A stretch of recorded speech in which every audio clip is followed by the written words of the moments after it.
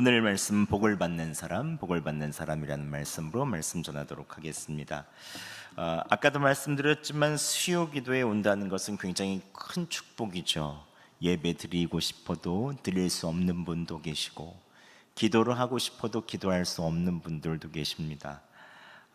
그리고 지금 예배가 필요하고 꼭 기도가 정말로 필요한 사람인데도 불구하고 이 자리에 안 나오는 사람들도 있죠. 사람의 방법으로 해결하려고 하고 사람의 방법이 더 좋게 보이는 분들도 계십니다. 세상 속에서 답을 찾는 분들도 계시죠. 그래서 오늘 이 자리에 나오신 분들께서 성령님께서 특별히 보호하여 주시고 여러 가지 문제들을 해결하여 주시며 새롭게 하는 은혜가 있으시기를 간절히 바랍니다. 오늘 말씀 제목은 복을 받는 사람입니다. 여러분, 복받았다고 하면 어떤 사람을 주로 말합니까? 무탈하고 몸 건강하고 형통하고 자녀가 잘 자라고 이렇게 여러 가지로 좋은 소식이 들려오면 우리는 복받았다라고 말합니다. 일반적으로 그렇게 많이 말하죠. 그런데 예수 믿는 사람이 복받았다고 하면 무엇을 말하는 것입니까? 가장 큰 복은 구원의 축복이죠. 죄짐을 지고 있던 우리들을 예수님께서 대신 죄짐 져주시고 십자가에 달려 죽으시고 우리의 죄의 문제를 해결하여 주시고 누구든지 예수 그리스도를 믿는 자마다 멸망치 않고 영생을 얻게 하여 주신 이 큰 축복이 있죠. 구원의 축복을 받으면 무엇이 달라집니까? 예수님의 눈을 가지게 됩니다.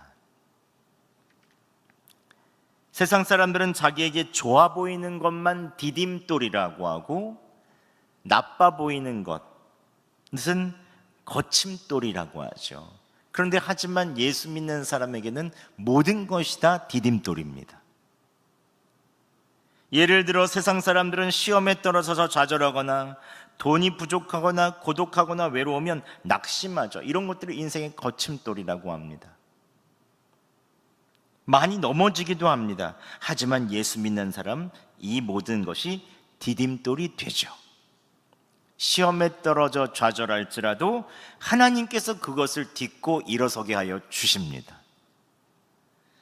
또 그 좌절을 통해서 하나님께서 더 기도하게 하시고 더 주님을 의지하게 하시고 주님으로 말미암아 승리하게 하시죠. 그래서 우리에게 있어서는 실패가 아니라 우리에게 있어서는 그것이 디딤돌인 것입니다. 돈이 부족하다 해도 하나님께서 궁핍과 결핍을 통해서 그 일을 통해서 더 주님을 의지하게 하죠. 주님, 이것이 필요합니다. 이것이 필요합니다. 세상이 그래서 돈으로 사는 것이 아니라 믿음으로 산다는 것을 그 간절한 간구를 통해서 우리에게 가르쳐 주신 이후에 하나님께서 부족한 부분을 채워 주시죠. 그래서 우리의 믿음을 강하게 해주십니다. 그래서 우리에게서는 돈이 없거나 결핍한 것이 우리에게 디딤돌이죠. 고독하거나 외로움이 밀려들어도 하나님께서는 그것을 디딤돌로 만드십니다. 그 시간을 광야의 시간으로 만들어 주셔서 고독하고 외로움 속에서 더 주님을 찾게 하시죠. 그곳에서 주님과 나만 만날 수 있는 친밀함을 허락하여 주시는 것입니다. 세상 사람들은 고독하고 우울하면 우울증에 걸린다고 말합니다. 물론 호르몬의 이상으로 그렇게 되는 분들도 있습니다.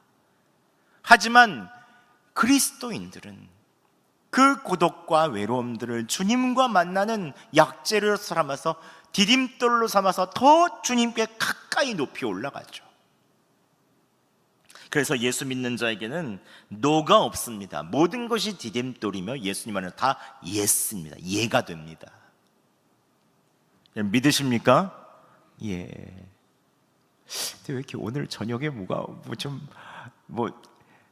이렇게 저녁 안 드셨나요? 그냥 금식하세요?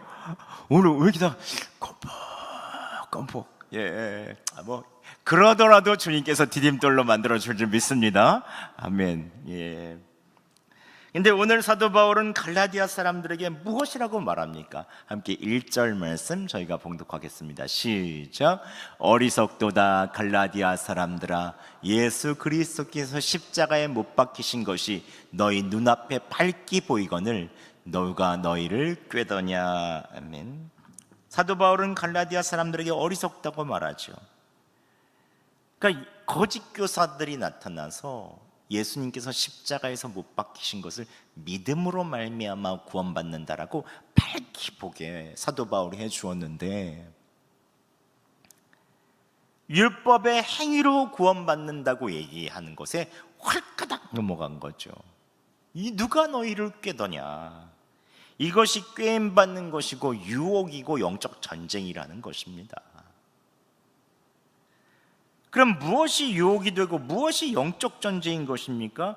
예수님 믿는다고 하고 성령 주신 것이 명확한데도, 오늘 예수 믿고 성령 받은 것이 명확한데도 율법을 지켜야 하고 행동을 잘해야 성령 주신다, 은혜 주신다, 복 주신다고 생각하는 것입니다.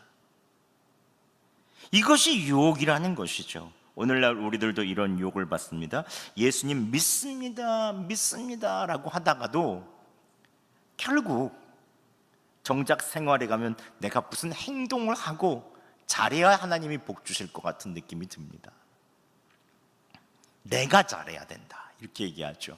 하지만 하나님의 말씀에 믿음으로 순종하기만 하면, 하나님께서 나의 믿음 주셔서 나에게 순종하게 해주실 것을 믿고 앞으로 나아가면 그때 하나님께서 복 주시는 것이죠. 이것은 근본적으로 다릅니다. 내가 주인이 돼서 내가 잘해야지 하나님 복 주실 것 같아, 이거 해야 돼, 이거 해야 돼, 이게 아니라 믿음조차도, 우리가 행하는 행것도 하나님께서 나에게 해주실 거야, 믿음으로 주께로 나아가는 거죠. 그럼 하나님께서 주시는 말씀의 순종의 복이 있죠. 이것은 천양지차인 것입니다. 묻고 하나님께 기도하면서 구하는데 막상 하나님께서 말씀을 깨닫게 해주시고 또 순종하려고 하면 이게 될까? 이래서 안 될 것 같은데, 저래서 안 될 것 같은데, 상황 생각하고 여러 가지를 생각하다 보면 얼마나 믿음의 걸음을 내딛기가 어려운지요. 꼭 율법에 얽매여서 이거 해야 될 것 같고 저거 해야 될 것 같고 머리로 생각하고. 마태복음 14장에 보면 예수님께서 무리를 걸어오실 때 베드로가 이렇게 간구하죠. 14장 28절에 말하면 주여 만일 주님이시거든 나를 명하사 무리로 오게 하소서라고 요청합니다. 그때 예수님께서 간단하게 말씀하십니다. 오라! 오라! 딱 한마디 말씀하시죠. 내가 가면 무리 걷겠습니다. 주님 오라고 하시면 나 걷습니다 하고 이제 믿음으로 딱 순종하려고 하죠. 오라! 라고 하죠. 그때 베드로가 무리에서 찬방 뛰어내립니다. 어떻게 됐죠? 걷잖아요. 믿음이 그에 있는 중력을, 끌어당기는 중력을 바치는 거죠. 믿음이 신발되어서 중력을 이기게 하는 거죠.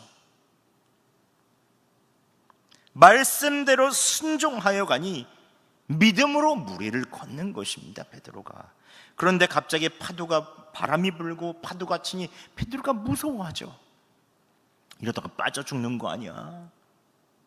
바람에 믿음이 사라지고 무서워하는 순간 물속으로 점점 빠져들어가죠. 중력을 이기던 그의 믿음이 두려움으로 인해서 믿음이 사라지고 연약해지고 옅어지니까 점점 빠져들어가는 거죠. 그때 예수님께 그의 손을 꽉 잡아주시면서 이렇게 말씀하십니다. 함께 31절 말씀 저희가 봉독하겠습니다. 시작. 예수께서 즉시 손을 내밀어 그를 붙잡으시며 이르시되 믿음이 작은 자여 왜 의심하였느냐 하시고. 믿음이 작다는 거예요. 의심했다는 거예요.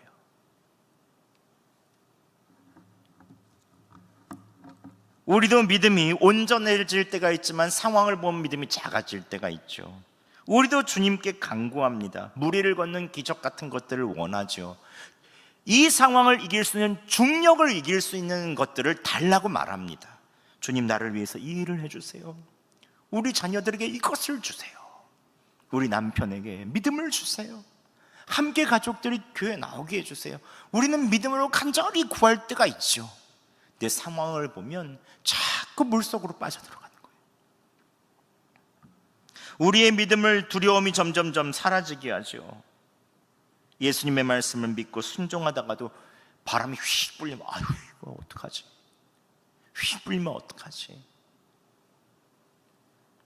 너무 많은 뒷일을 생각하고 염려하고 걱정하죠. 그럼 우리의 믿음이 사라지고 두려움의 바다, 염려의 바다로 쭉쭉 빠져들어가는 거죠.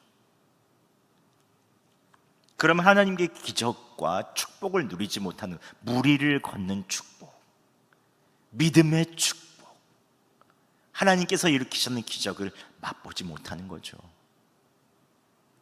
하나님의 축복을 누리기 위해서는 먼저 예수님의 말씀, 오라 하는 말씀이 들렸을 때 그 말씀을 신발로 삼고 믿음을 가지고 쫙쫙 앞으로 뛰어나가야 하는 것입니다. 주님 믿습니다. 바람이 불어도 뛰고 옆에 보지 않고 오직 주님만 바라보면서 앞으로 달려나가야죠. 잘하였다. 구약 성경의 다윗도 마찬가지입니다. 다윗은 골리앗을 쓰러뜨릴 수 있는 믿음을 가지고 나는 칼과 창과 단창으로 너는 내게 나아가오니 나는 만군의 여호와의 이름으로 내게 나아간다 하면서 팍 사람들에서 돌팔매를 돌리고 샥 던지죠. 근데 만약에 뛰어나가다가 믿음이 작아졌어요. 바람이 한번 휙 불었는데 골리앗이 너무 커. 방패가 너무 커. 검이 너무 날카로워. 투구는 어떻게 뚫을 수가 없을 것 같아. 그 창에 죽을 것 같아서 너무 두려우면 다시 뒤돌아갈 수밖에 없는 거죠. 하나님께서 주시는 믿음의 축복, 승리의 축복, 기적의 축복을 누리질 못하는 것입니다. 믿음이 없으면. 그래서 자꾸 다른 것들 하려고 하는 거예요. 더 좋은 무기는 없나? 더 좋은 갑옷은 없나?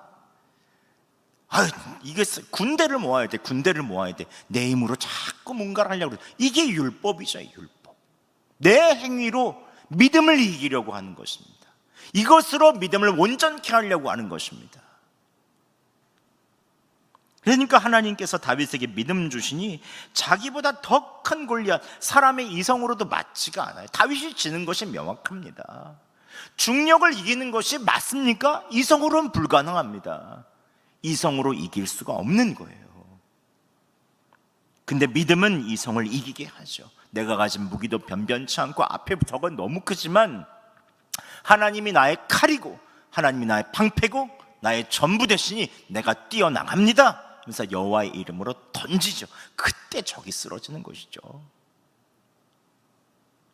요즘에 피택자 훈련을 하는데 믿음으로 사는 사람 제자 훈련은 교재에 나온 이야기입니다.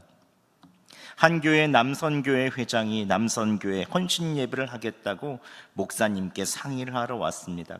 그 전까지는 헌신 예배에 이제 어떤 찬양을 해야 될까요? 말씀 구절은 뭡니까? 헌금 좀 하면 되겠지. 회원들이 사회를 맡으면 되겠지. 그래서 목사님한테 사회와 성경봉독, 헌금 이 순서 물어보러 왔다는 거예요. 근데 목사님께서 그런 식의 헌신 예배는 의미가 없다는 생각이 들어서 이렇게 제안했다고 합니다. 진짜 헌신 예배를 드리시려고 한다면 모든 회원이 이제부터 직장 생활도 사업도 가정에서도 하나님의 뜻대로 하겠다고 하면서 서약서를 쓰고 하나님께 꼭 물어보겠다고 하면서 서약서를 쓰고 서명을 하고 예배드리면 좋겠습니다라고 했다는 거예요. 그러니까 회장님이 표정이 언제게 안 좋아지더니 회원들끼리 회의를 한 후에 결정하겠다고 하더래요. 근데 결국 남성교회 혼신 예배가 없던 일이 됐다는 거예요. 왜냐하면 하나님의 말씀대로 살겠다고 막상 서약서를 쓰려고 하니까 너무 부담스러워서 남성교회 회원들이 다 아니요 아니요 해서 예배가 없어졌다는 거예요. 혼신 예배가. 여러분, 서약서를 쓰는 게 왜 부담스러웠을까요? 하나님의 말씀대로 살다가 세상에서 실패할까 봐 두려운 것입니다. 말씀대로 행하는 것이 답답해 보이는 것입니다. 나를 너무 억누를까 봐, 내가 마음대로 살지 못할까 봐 서약을 안 하는 것입니다. 그런데 여러분, 한번 생각해 보시죠. 만약에 이 남성교회 회원들이 그곳에 서약을 했다고 생각해 보시죠. 예배를 드렸습니다. 하나님께서 얼마나 그 위에 믿음과 그 위에 얼마나 성령을 부어주시겠습니까? 하나님께서 가만히 계시겠습니까? 그 서약을 기쁘게 보시겠죠. 그리고 말씀대로 순종한 사람들에게는 하나님께서 큰 믿음 주셔서 직장이나 가정에서 승리의 승전보가, 기적들이 많이 들려올 것입니다. 만약 서약을 하고 그렇게 살지 못했다고 할지라도 하나님은 불쌍히 여기시고 그 믿음을 귀하게 여기시고 다시 용기와 힘을 주셨겠죠. 그런데 믿지 못하니 그 큰 축복과 그 큰 하나님께서 주시는 은혜를 포기하는 것입니다. 이게 율법의 삶이죠. 율법의 삶. 오늘 사도 바울이 말하는 율법은 무엇입니까? 내 이성과 내 상식대로 내가 무엇을 행하고 지켜야 하나님께서 복 주신다는 것입니다. 할례 받아야, 내 상식대로 해야 하나님 복 주신다. 이 세상 종교들이 다 그렇습니다. 지성이면 감천입니다. 내가 노력하고 내가 열심히 공덕을 쌓아야 하나님이 감천이신 거죠. 하지만 사도 바울이 말하는 축복의 비결은 무엇입니까? 바로 믿음입니다. 믿음이 있으면 축복을 받는 거예요. 복음의 핵심인 십자가와 부활을 믿는 것이죠. 예수 그리스도가 십자가에 가서 달려 돌아가셨는데 죽어야 맞습니다. 사람의 이성으로는 돌아가셔야 맞는 거죠. 살지 못하고 끝나야 맞는데 부활이 된 것입니다. 세상의 이치를 이기고 세상의 중력을 이기고 사망에서 부활하신 것이죠. 인간의 머리로는 도저히 이해가 안 됩니다. 내 이성과 상식으로는 도저히 할 수도 없습니다. 그러나 예수 그리스도의 십자가와 부활을 믿는 사람에게는 세상의 어떠한 절망과 낙심, 고난도 이길 수 있는 힘을 주시겠다는 것입니다. 세상의 가장 큰 절망이 무엇입니까? 죽음입니다. 죽음이면 다 끝이죠. 근데 예수 그리스도의 십자가와 부활을 믿는 자에게 주님은 성령을 부어주시고 예수 그리스도를 신뢰하는 자에게 죽음의 절망이라도 거기서 일으켜 주시고 영생을 선물로 주시겠다는 거죠. 하나님이 세상을 이처럼 사랑하사 독생자를 주셨으니 이는 그를 믿는 자마다 멸망치 않고 영생을 얻게 하려 하심이라. 예수 믿는 사람은 영생의 복을 누립니다. 예수 믿는 사람에게는 절망이 더 이상 절망이 아니에요. 반드시 복으로 찾아옵니다. 예수 믿는 사람은 고난이 아니에요. 고난은 오히려 특권이죠. 주님께서 나를 사랑하셔서 고난을 주시니 이 고난은 반드시 부활의 영광으로 오는 것입니다. 고난은 나에게 축복을 주시기 위한 과정일 뿐입니다. 그런데 갈라디아 사람들이 예수님을 믿고 성령님이 임하셔서 영생을 누리는 축복을 얻었음에도 불구하고 거짓 교사들이 자꾸 율법을 행해야 된다고 거기에 꽉가닥 넘어가니까 바울이 환장을 하는 거죠. 이게 뭐냐 이게. 5절 말씀 함께 봉독하겠습니다. 5절 시작. 너희에게 성령을 주시고 너희 가운데서 능력을 행하시는 이의 일이 율법의 행위에서냐 혹은 듣고 믿음에서냐. 오늘 사도 바울이 너무 화가 난 거예요. 화가 난 거. 그리스도인의 생활이 행동이냐 율법이냐 자기 공로냐. 여러분, 세상살이가 아무리 거칠어도 그리스도인들이 세상을 이길 수 있는 것은 믿음 덕분입니다. 믿음. 여러분 믿으십니까? 믿음입니다. 믿음. 내가 판단하고 내가 노력하고 내가 행동해야 축복받을 수 있는 것 같지만 세상에 내 뜻대로 되지 않는 일이 얼마나 많습니까? 인생을 주관하신 하나님의 손에 나를 맡기고 완전히 믿어야 주님께서 나에게 복을 주시는 것입니다. 그것을 아셔야 돼요. 지난 7월 초 저희 둘째 아들이 전역한 이후에 서울로 청바지를 배우러 올라갔습니다. 의상 디자인 학과니까 이제 청바지를, 전역하니까 난 청바지에 평생 목숨을 걸 거야 하면서 청바지를 배우러 올라갔어요. 참 특이하죠. 예. 군대에서 모든 돈을 가지고 다 올라갔어요. 감사한 것은 또 청바지 장인이라고 하는 분께 갔는데 그분이 저희 둘째가 이 여수에서 올라온 것도 기특하고 청바지를 배우러 자기한테 왔다는 게 너무 기특했나 봐요. 사랑해 주시고 여러 가지 기술도 가르쳐 주시고 그러는데 열심히 잘 따라했나 봐요. 작업실의 모든 도구도 매일 쓰라고 하고 정성껏 가르쳐 줄 정도로 사랑해 주셨다고 합니다. 근데 지금 외할머니 댁에서 지내고 있는데 작업실에서 집에서 작업실까지 1시간 반이나 걸리니 작업실 위층에 원룸을 빌려서 원룸에서 생활하겠다고 저희한테 이번에 주말에 왔는데 얘기를 하는 거예요. 원룸에서 지내겠다는 거예요. 시간이 아깝다 그러면서. 그래서 제가 둘이서 독대를 했어요. 그래서 제가 이런 제에 거절을 했죠. 우리 집 사정도 안 된다. 그리고 나는 솔직하게 너를 못 믿겠다. 혼자 남자가 혼자서 생활을 잘할 수 있을지 난 잘 못 믿겠다. 그래서 제가 둘째가 주말에 왔을 때 잘 타일렀고 이제 군대도 다녀왔고 내가 책임질 나이가 됐으니 열심히 아르바이트해서 내가 이제 해라. 제가 거절을 했습니다. 근데 어제 제가 시편으로 말씀을 묵상하고 기도를 하고 있는데 이 구절이 훅 다가오는 거예요. 시편 25편 12절 말씀인데 여호와를 경외하는 자 누구냐? 그가 택할 길을 그에게 가르치시리로다. 이 말씀이 저에게 오는 거예요. 그래서 제가 기도했습니다. 여호와를 경외하는 자에게 택할 길을 가르쳐 주시는 주님, 하나님, 민혁이가 청바지 만드는 시간을 벌기 위해 원룸 자취방을 구해달라고 합니다. 이게 맞는 건지 아닌 건지 잘 모르겠습니다. 집안 형편도 여유롭지 않고 이게 민혁이의 이룰지 알 수가 없습니다. 여호와 하나님만을 경외하며 묻습니다. 택할 길을 가르쳐 주시옵소서. 제가 퀴티노트에 이렇게 썼어요. 그런데 계속 기도하다가 바로 또 아랫절을 보는데 이 말씀이 마음으로 쏙 들어오더라고요. 그의 영혼은 평안히 살고 그의 자손은 땅을 상속하리로다.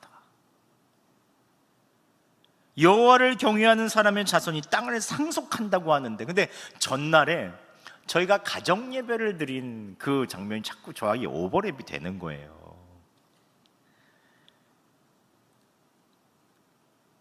그때도 마침 가정 예배가 믿음으로 사는 그리스도인이었잖아요. 지난주 설교가.